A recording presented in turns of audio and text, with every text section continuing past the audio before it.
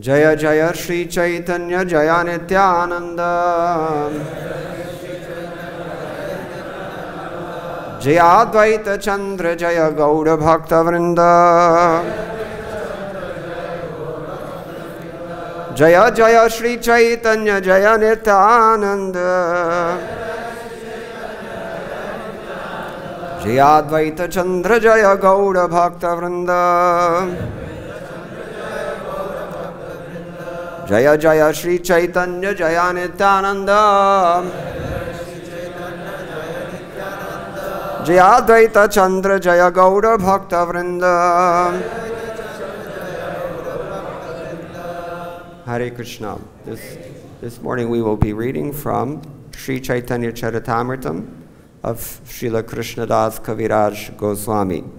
Translation and beautiful commentary by His Divine Grace A.C. Bhaktivedanta Swami Srila Prabhupada. Srila Prabhupada Ki Jai. We'll begin with chapter 13, which discusses the advent of Lord Sri Chaitanya Mahaprabhu. And if we have time, we will go into chapter 14, which discusses the Lord's childhood pastimes as well. Jayadvaita Swami will speak afterwards, so we have limited time. But I'll begin, first of all, with the Mangalacharana given here by Krishnadas Kaviraj Goswami himself. He says, Saprasidatu Chaitanya Devo Yasya Prasadataha Tallila Varnane Yogyaha Sadyasyad Adhamopyayam. I wish the grace of Lord Chaitanya Mahaprabhu, by whose mercy even one who has fallen can describe the pastimes of the Lord. Jaya Jaya Shri Chaitanya Jaya Jaya Jaya Shri Krishna Chaitanya Gaura Chandra Jaya Advaita Chandra Jaya Jaya Nityananda. All glories to Shri Krishna Chaitanya Mahaprabhu. All glories to Advaita Chandra. All glories to Lord Nityananda Prabhu. Jaya Jaya Gadadhara Jaya Srinivasa Jaya Mukunda Vasudeva Jaya Haridas. All glories to Gadadhara Pandit.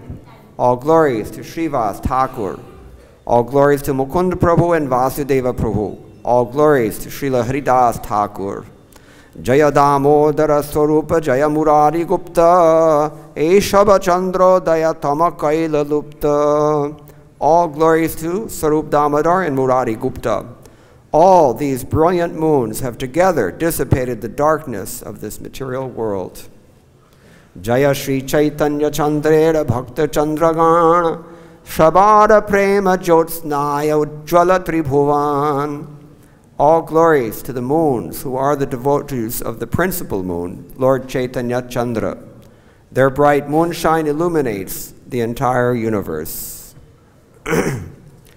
Thus I have spoken the preface of the Sri Chaitanya Charitamrita. Now I shall describe Lord Chaitanya Mahaprabhu's pastimes in chronological order. Now in the interest of saving time, I'm going to skip some of these parts because we want to cover mainly the Lord's appearance. So I'm going to go ahead to the same chapter, text number 19. There's a beautiful verse that he gives there also. A verse that glorifies today. What is today? Gaur Purnima. So, listen closely. Sarva Shat Guna Purnam Tam Vande Phalguna Purnimam Yasyam Shri Krishna Chaitanyo Avatirna Krishna Namabhihi.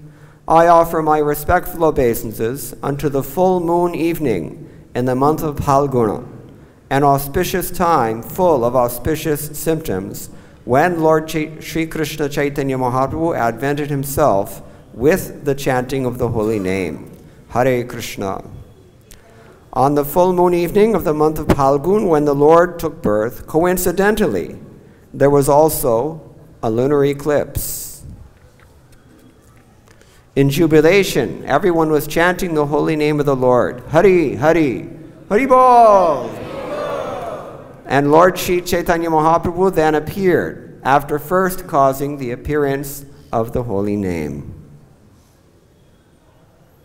At his birth, in his childhood, and in his early and later boyhood, as well as in his youth, Lord Chaitanya Mahaprabhu, under different pleas, induced people to chant the holy name of Hari, the Hare Krishna Maha Mantra. This couplet does not mention the Maha Mantra specifically. That we get, it's in parentheses, or brackets rather, and we get that by the divine grace of Srila Prabhupada. Srila Prabhupada ki jai. We know, in his childhood when the Lord was crying, he would stop immediately upon hearing the holy names of Krishna and Hari. All the friendly ladies who came to see the child would chant the holy names, Hari Hari, as soon as the child would cry. When all the ladies saw this fun, they enjoyed laughing and called him Gaura Hari. Gaura Hari! Gaura Hari! From then on, Gaura Hari became another of his names. Okay.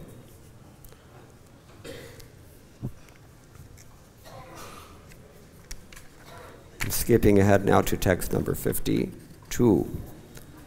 To fulfill a particular desire within his mind, Lord Krishna, Vrajendra Kumar, decided to descend to this planet after mature contemplation. Lord Krishna therefore first allowed his family of superiors to descend to the earth. I shall try to describe them in brief because it is not possible to describe them fully. Lord Sri Krishna, before appearing as Lord Chaitanya, requested these devotees to precede him: Sri Shachi Devi, Jagannath Mishra, Madhavendra Puri, Keshava Bharati, Ishwara Puri, Advaita Acharya, Srivas Pandit, Acharya Ratna, Vidyanithi, and Thakur Haridas. There was also Sri Upendra Mishra, a resident of the district of Srihatta.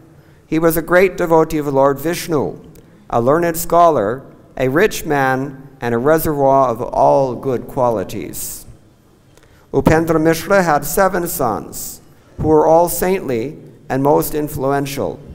They were Kamsari, Paramananda, Padmanabha, Sarveshwara, Jagannath, Janardana, Trilokyanatha, and Jagannath Mishra. The 5th son,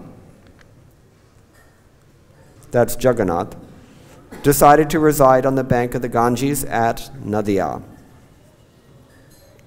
Jagannath Mishra was designated as Purandara Mishra. Exactly like Nanda Maharaj and Vasudeva, he was an ocean of all good qualities. His wife, Srimati Shachi Devi, was a chaste woman, highly devoted to her husband. Shachi Devi's father's name was Nilambara, and her surname was Chakravarti. These are all Brahmin surnames, Mishra and Chakravarti, especially in Bengal. In Radhadesh, the part of Bengal where the Ganges is not visible, Nityananda Prabhu, Gangadas Pandit, Murari Gupta, and Mukunda took their birth.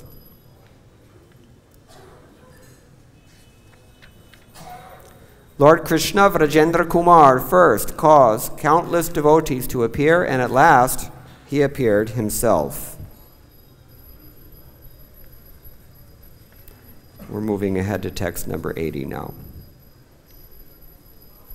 In the month of January, in the year 1406 of the Shaka era, that means AD 1485, Lord Krishna entered the bodies of both Jagannath Mishra and Shachi. Jagannath Mishra said to Shachi Mata, I see wonderful things. Your body is effulgent, and it appears as if the goddess of fortune were now staying personally in my home. Anywhere and everywhere I go, all people offer me respect. Even without my asking, they voluntarily give me riches, clothing, and paddy. Shachi Mata told her husband, I see wonderfully brilliant human beings appearing in outer space, as if offering prayers. Jagannath Mishra then replied, "In a dream, I saw the effulgent abode of the Lord enter my heart. From my heart, it entered your heart. I therefore understand that a great personality will soon take birth." After this conversation, both husband and wife were very jubilant, and together they rendered service to the household Shalagram Shila.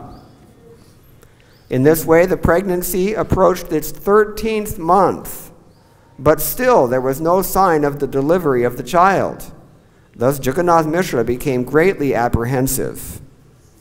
Nilambara Chakravarti, the grandfather of Sri Chaitanya Mahaprabhu, then did an astrological calculation and said that in that very month, taking advantage of an auspicious moment, the child would take birth. Thus, in the year 1407 of the Shaka era, AD 1486, in the month of Falgun, February or March, in the evening of the full moon day, the desired auspicious moment arrived. For those of you who are dying of curiosity, all the details are in Srila Prabhupada's purport. According to the Jyotir Veda, or Vedic astrology, the auspicious birth moment is described as follows. The moon was in Leo. Leo was the ascendant. Several planets were strongly positioned, and the Shatvarga and Ashtavarga showed all auspicious influences. When the spotless moon of Chaitanya Mahaprabhu became visible, what would be the need for a moon full of black marks on its body? Gaura Chandra ki, Chaitanya Chandraya namo namaste. Considering this, Rahu, the black planet, covered the full moon, and immediately vibrations of Krishna, Krishna, Hari inundated the three worlds. All the people thus chanted the Hare Krishna Mahamantra during the lunar eclipse. And their minds were struck with wonder.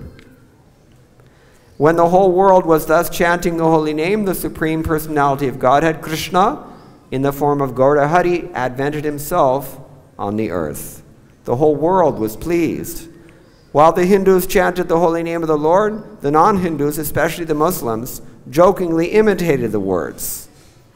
While all the ladies vibrated the holy name of Hari on earth, in the heavenly planets, dancing and music were going on, for the demigods were very curious.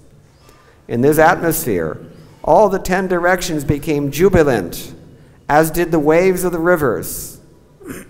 Here in Vrindavan we have Yamuna Devi, but her best friend is named what? Ganga. And in Mayapur we have Ganga Devi, but both of them worship the Lord with their waves. How do we know this?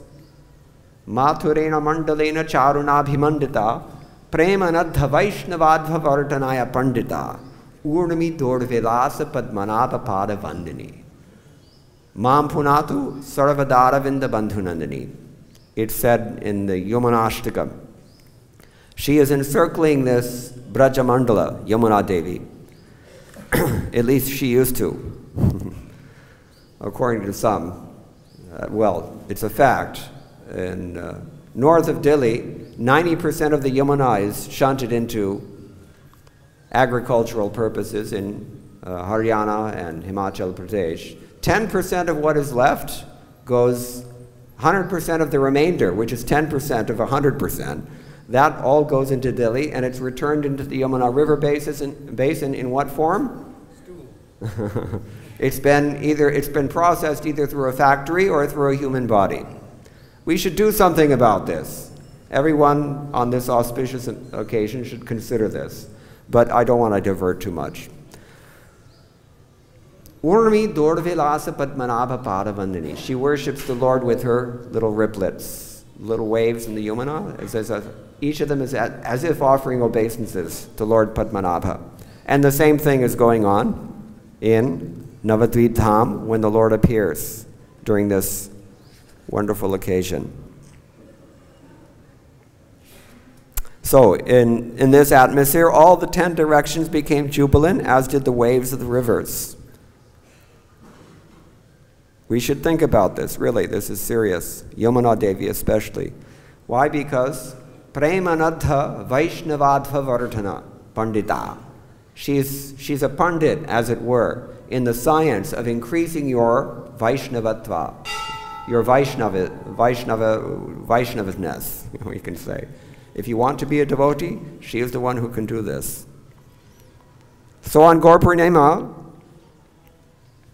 Ganga Devi is doing likewise. Then he says, thus by the causeless mercy of the full moon, Gaurahari rose in the district of Nadia, which is compared to Udayagiri, where the sun first becomes visible. His rising in the sky dissipated the darkness of sinful life, and thus the three worlds became joyful and chanted the holy name of the Lord. At that time, Sri Advaita Acharya Prabhu in his own home at Shantipura was dancing in a pleasing mood. Taking Haridas Thakur with him, he danced and loudly chanted, Hare Krishna, Hare Krishna, Hare Krishna, Krishna Krishna, Hare Hare, Hare Rama, Hare Rama, Rama Rama, Hare Hare. I promised myself that I wouldn't chant loudly like the name of Gauranga because I've got a bad throat, but it's hard to resist. Okay, so Advaita Acharya, Haridas Thakur, they're all jubilant as well, everyone. Seeing the lunar eclipse and laughing, Advaita Acharya and Haridas Thakur immediately went to the bank of the Ganges and bathed in the river in great jubilation. Taking advantage of the occasion of the lunar eclipse, Advaita Acharya, by his mental strength, distributed various types of charity to the Brahmanas. Thus, he saw that the whole world was jubilant. When he saw that the whole world was jubilant, Haridas Thakur, his mind astonished, directly and indirectly expressed himself to Advaita Acharya. Your dancing and distributing charity are very pleasing to me. I can understand that there is some special purpose in these actions. Acharya Ratna, Chandrasekhar Acharya, and Srivas Thakur were overwhelmed with joy, and immediately they went to the bank of the Ganges to bathe in her waters. Their minds full of happiness, they chanted the Hare Krishna mantra and gave charity by mental strength. In this way, all the devotees, wherever they were situated, in every city and every country, danced, performed Sankirtana, and gave charity by mental strength on the plea of the lunar eclipse, their minds overwhelmed with joy. All sorts of respectable Brahmana gentlemen and ladies, carrying plates filled with various gifts, came with their presentations, seeing the newborn child, whose form resembled natural, glaring gold. All of them happily offered their blessings. Dressing themselves as the wives of Brahmanas, all the celestial ladies, including the wives of Lord Brahma, Lord Shiva, Lord Nrsimhadev, King Indra, and Vishishta Rishi, along with Rampha, dancing girl of heaven, came there with varieties of gifts. In the outer space, all the demigods, including the inhabitants of Gandharva-loka, Siddha-loka, and Charana-loka, offered their prayers and danced to the accompaniment of music, songs, and the beating of drums. Similarly, in Navadvip city, all the professional dancers, musicians, and blessers gathered together, dancing in great jubilation. No one could understand who was coming and who was going, who was dancing and who was singing, nor could they understand one another's language. Yet all unhappiness and lamentation were immediately dissipated, and all people became all jubilant. Thus Jagannath Mishra was also overwhelmed with joy. Chandrasekhara Acharya and Srivas Thakur both came to Jagannath Mishra and drew his attention in various ways. They performed the ritualistic ceremonies prescribed at the time of birth, according to religious principles. Jagannath Mishra also gave varieties of charity. Whatever riches Jagannath Mishra collected in the form of gifts and presentations, and whatever he had in his house, he distributed among the Brahmanas, professional singers, dancers, bhattas, and the poor. He honored them all by giving them riches in charity. The wife of Srivas Thakur, whose name was Malini, accompanied by the wife of Chandrasekhar, Acharya Ratna, and other ladies, came there in great happiness to worship the baby with paraphernalia such as vermilion, turmeric, oil, fused rice, bananas, and coconuts.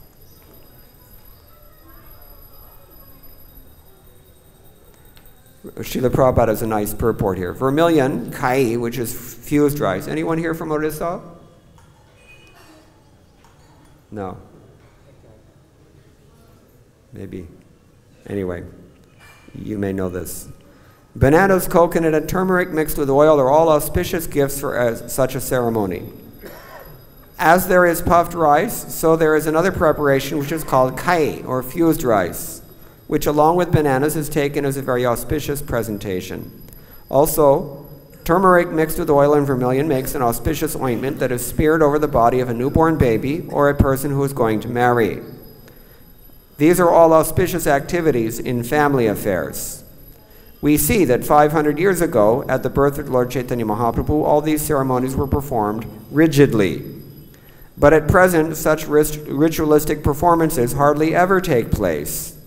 Generally, a pregnant mother is sent to the hospital, and as soon as her child is born, he is washed with an antiseptic, and this concludes everything.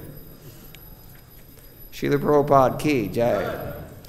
One day, shortly after Lord Chaitanya Mahaprabhu was born, Advaita Acharya's wife Sita Devi, who is worshipable by the whole world, took her husband's permission and went to see that topmost child with all gifts, with all kinds of gifts and presentations. She brought different kinds of golden ornaments, including armlets, necklaces, anklets, and bangles for the hands. Raise your hand if you bring golden ornaments when your friends have a child. Anybody do this? Just see. Just see how Kali Yuga has advanced. We don't have gold anymore. There were also tiger nails set in gold. Vyagranaka. Waist decorations of silk and lace, ornaments for the hands and legs, nicely printed silken saris, and a child's garment made of silk. Many other riches, including gold and silver coins, were also presented to the child. Purport: from the gifts presented by Sita Thakurani, Advaita Acharya's wife, it appears that Advaita Acharya was at that time a very rich man. Although Brahmanas are not the rich men of society, Advaita Acharya, being the leader of the Brahmanas in Shantipura, was considerably well-to-do. Therefore, he presented many ornaments to the baby, Lord Chaitanya Mahaprabhu. Riding on a palanquin covered with cloth and accompanied by maidservants, Sita Thakurani came to the house of Jagannath Mishra, bringing with her many auspicious articles such as fresh grass, paddy, gorochana, turmeric, kumkuma, and sandalwood.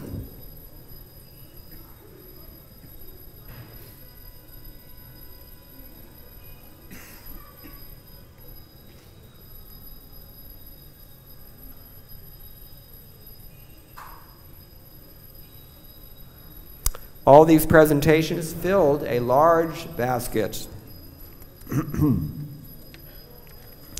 Anybody know what gorochana is? Raise your hand if you use gorochana on a daily basis. The Braj poet Surdas, he describes Lord Krishna, when Krishna is this age also, childhood. He says, Charu kapola lola lochana gorochana tilakadiye. This is poetic language. Charu kapola. He has very shining cheeks, very beautiful cheeks. Lola lochana, and he's got restless eyes.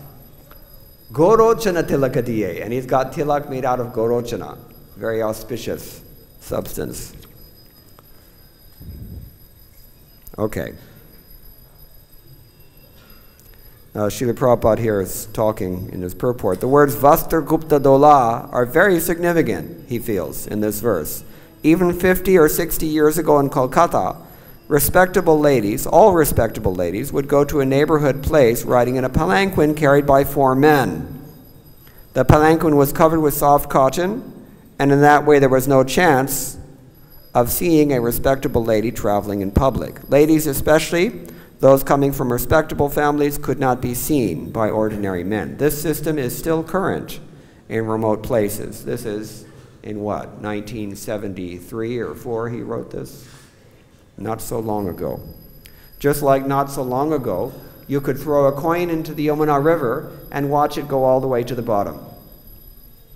Only a few decades ago. That means all these problems are new things, and they're caused by a new lifestyle.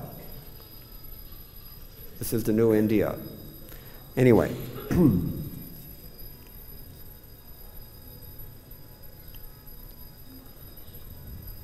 The Sanskrit word asuryapashya indicates that a respectable lady could not be seen even by the sun.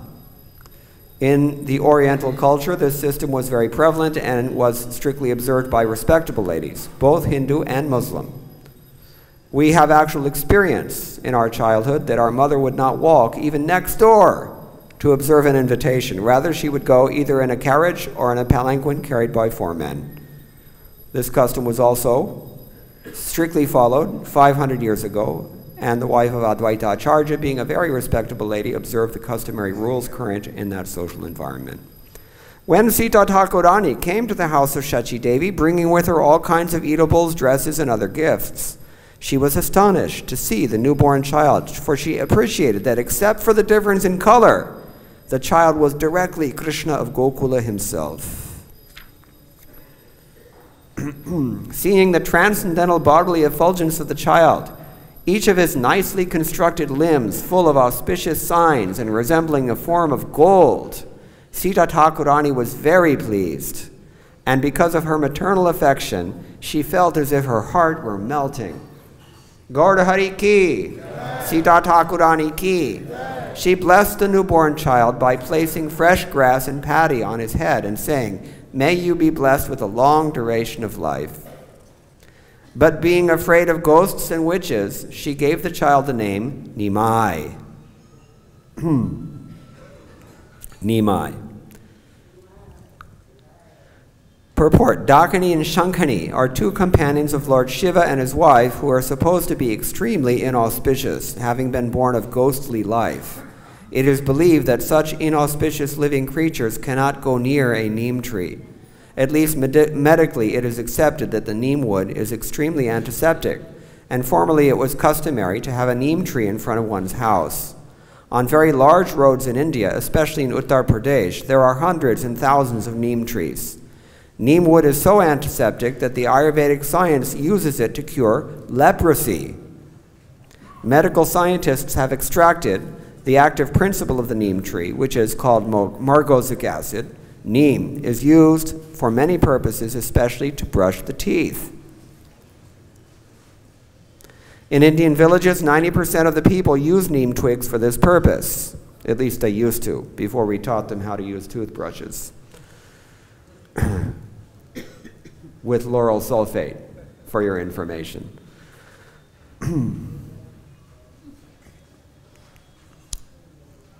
Because of the antiseptic effects of neem tree and because Lord Chaitanya was born beneath a neem tree, Sita Thakurani gave the Lord the name Nimai. Later in his youth, he was celebrated as Nimai Pandit, and the neighborhood villages, he was called by that name, although his real name was Vishvambhara. Now, of course, multinational corporations try to copyright such things that Indian villagers have been using for millennia. And so that way they lose control of it. It's called neo-imperialism.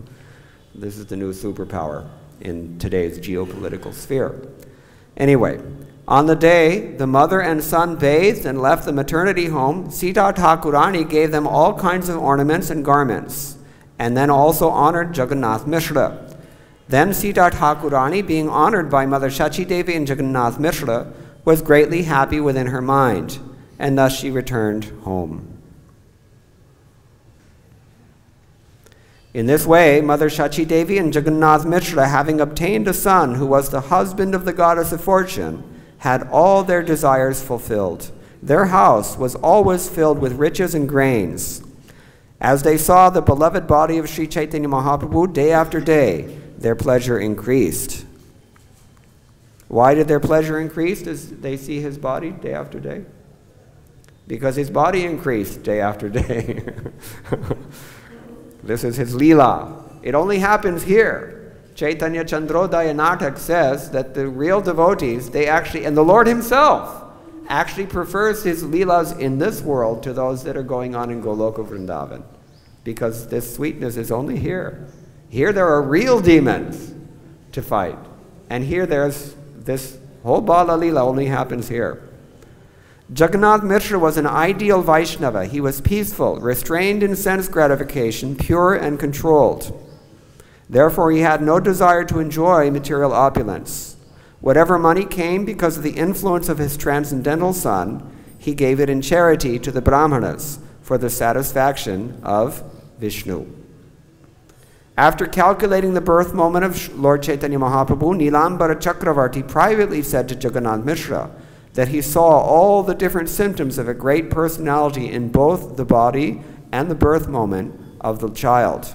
Thus he understood that in the future, this child would deliver all the three worlds. Shachi Devi may have been in anxiety because of all the things that you can be doing during eclipse. What was she doing? She was giving birth. Would you like to do that? Would you be nervous about it? But here we see, this is actually an arrangement of the Lord who is controlling all of the material nature. And this child would be the deliverance of the three worlds. In this way, Lord Chaitanya Mahaprabhu, out of his causeless mercy, made his advent in the house of Shachi Devi. Lord Chaitanya is very merciful to anyone who hears this narration of his birth, and thus such a person attains the lotus feet of the Lord. Sri Chaitanya Mahaprabhu ki. Anyone who attains a human body but does not take to the cult of Sri Chaitanya Mahaprabhu is baffled in his opportunity. Amrita Dhuni is a flowing river of the nectar of devotional service. If after getting a human body one drinks the water of poison in a poison pit of material happiness instead of the water of such a river, it would be better for him to have not to have lived, but to have died long ago. It's very much like what Narottam Das Thakur tells us. Krishnadas Kaviraj Goswami writes here, Paya manushya janma yena shune gaura guna heno janma tara vyartha hailo Paya amrita dhuni piye bishagarta pani janmiya shekene nahi maila. Purport. In this connection, Srimad Prabodhananda Saraswati has composed the following verses in his Chaitanya Chandramrta. Achaitanyamedam vishvam yadi chaitanyam ishwaram navidus sarva shastrajna hyapi brahmyati te janaha. This material world is without Krishna consciousness. Lord Chaitanya Mahaprabhu is Krishna consciousness personified. Therefore, if a very learned scholar or scientist does not understand Sri Chaitanya Mahaprabhu, certainly he is wandering uselessly in this world. Prasarita mahaprema piyusha rasa sagare chaitanya chandre prakate yodino dina eva saha. A person who does not take advantage of the nectar of devotional service overflowing during the presence of Sri Chaitanya Mahaprabhu's cult is certainly the poorest of the poor. Avatirna gauda chandre vistirne prema sagare suprakashita ratnaokhe yodino dina eva saha. Another of the same verses. The advent of Lord Chaitanya Mahaprabhu is just like an expanding ocean of nectar. One who does not collect the valuable jewels within this ocean is certainly the poorest of the poor. Similarly, Srimad Bhagavatam 2.3, 19, 20, and 23 states, Shvavidvarahoshtakharehi samstutaha purasha pashoho न यत् कर्णपथोपेतो जातु नाम गदाग्रजः विलेपतोरुक्रमविक्रमान् ये न शृण्वतः कर्णपुटे नरस्य जिह्वासति दार्दुरिकेव सूत न चोपगायत्युरुगाय गाथाः जीवञ्छवो भगवताङ्घ्रिरेणुं न जातु मर्त्योऽभिलभेत यस्तु श्रीविष्णुपद्यामनुजास्तु लस्याः श्वसाञ्छवो यस्तु न वेदगन्धम्. A person who has no connection with Krishna consciousness may be a very great personality in so-called human society, but actually he's no better than a great animal.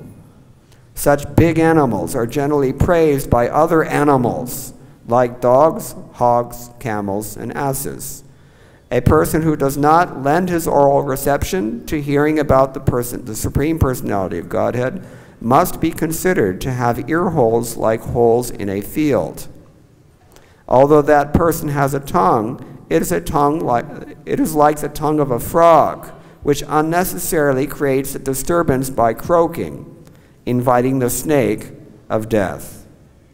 Now all the frogs in the MVT pond are starting to croak, so every time I hear it, I think of this. These are strong words, but they're from Srimad Bhagavatam, and Srila Prabhupada has decided to put them in this purport for some reason. Therefore, we have to read them as well. Similarly, a person who neither takes advantage of the dust of the lotus feet of great devotees, nor smells the tulasi leaves offered to the lotus feet of the Lord, must be considered dead, even though he is supposedly working. Finally, there's one more famous verse. Nivritta tairishayurug upagiyamanad bhavaushathat shrotra manobhiramat ka uttama shloka gunanuvadat puman virajyeta vinapashukhnat. Who but the animal killer or killer of the soul will not care to hear glorification of the Supreme Personality of Godhead? Such glorification is enjoyed by persons liberated from the contamination of this material world. Similarly, Srimad Bhagavatam 3.23.56 says, Natirtha pada sevayai jivan api mratohi saha. Although a person is apparently living, if he does not serve the lotus feet of great devotees, he is to be considered a dead body. Sri Chaitanya Nityananda Acharya Advaita Chandra Sharupa Rupa Raghunath Das Ihashavada Sri Charan Shirebandi Nijadhan Janmalila Gaila Krishna Das. Taking on my head as my own property the lotus feet of Sri Chaitanya Mahaprabhu, Nityananda Prabhu, Acharya Advaita Chandra, Sarup Damodar, Rup Goswami, Raghunath Das Goswami, I Krishna Das Kaviraj Goswami have thus described the advent of Sri Chaitanya Mahaprabhu.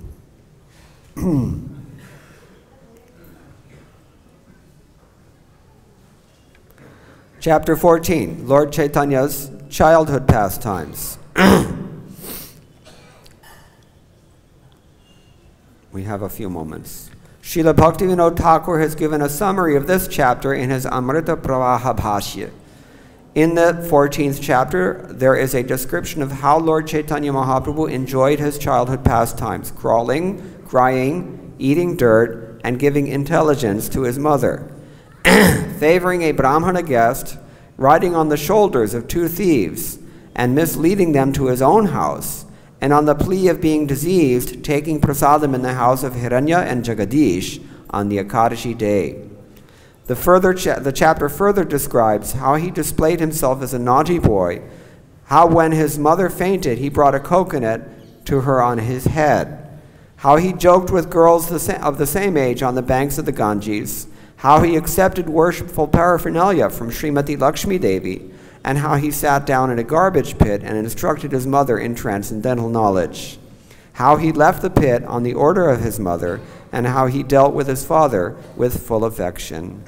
Katanchana smrite yasmin dushkaram sukaram bhavet vismrite viparitam syat Sri Chaitanyam namamitam. things that are very difficult to do become easy to execute if one somehow or other simply remembers Lord Chaitanya Mahaprabhu. But if one does not remember him, even easy things become very difficult. To this Lord Chaitanya Mahaprabhu, I offer my respectful obeisances.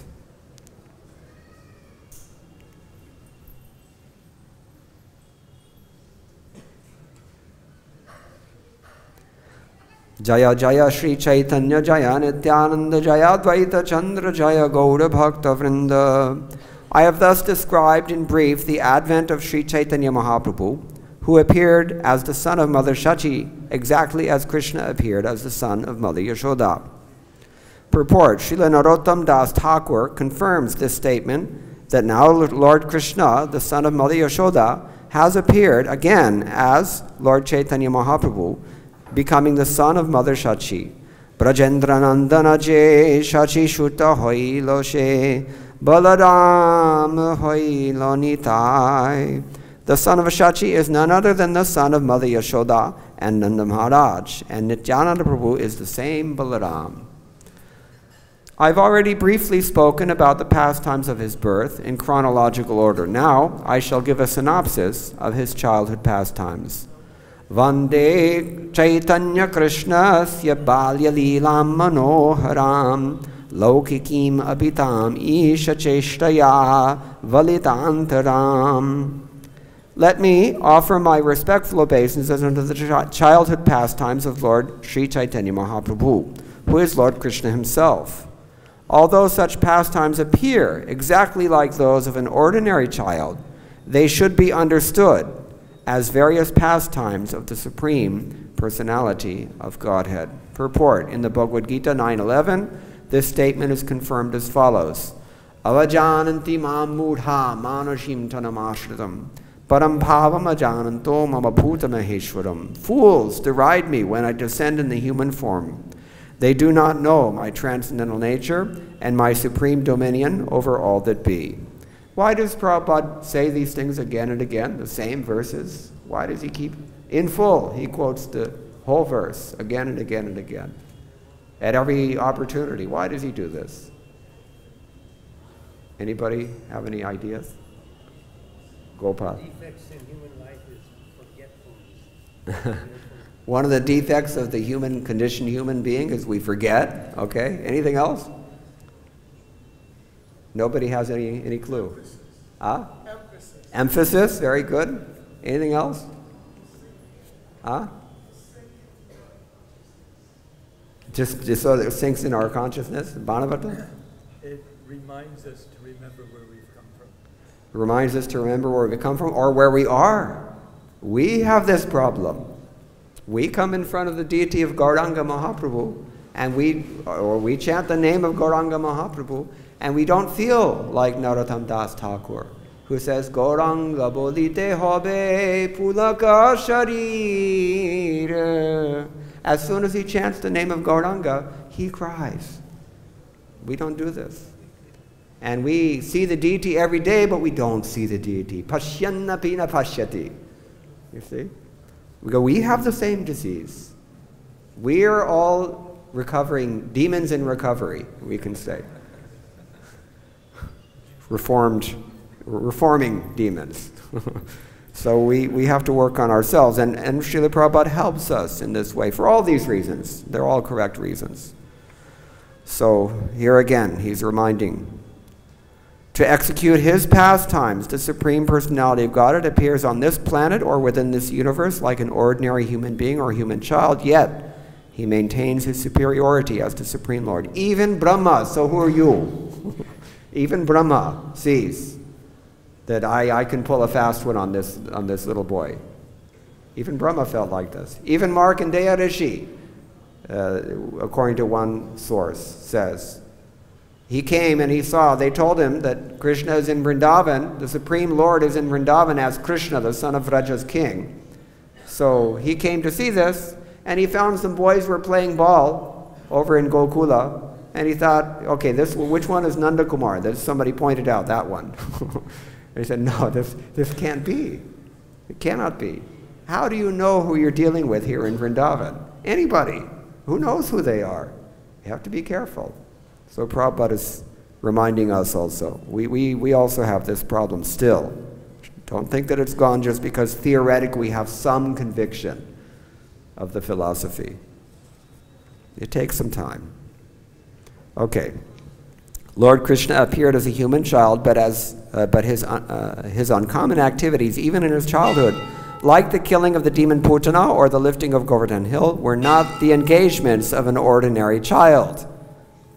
Similarly, although the pastimes of Lord Chaitanya, as they will be described in this chapter, appear like the activities of a small boy, they are uncommon pastimes impossible for an ordinary human child to execute. In his first childhood pastimes, the Lord turned upside down while lying on his bed, and thus he showed his parents the marks of his lotus feet. When the Lord tried to walk, in his small footprints, the specific marks of Lord Vishnu were visible, namely the flag, thunderbolt, conch shell, disc, and fish.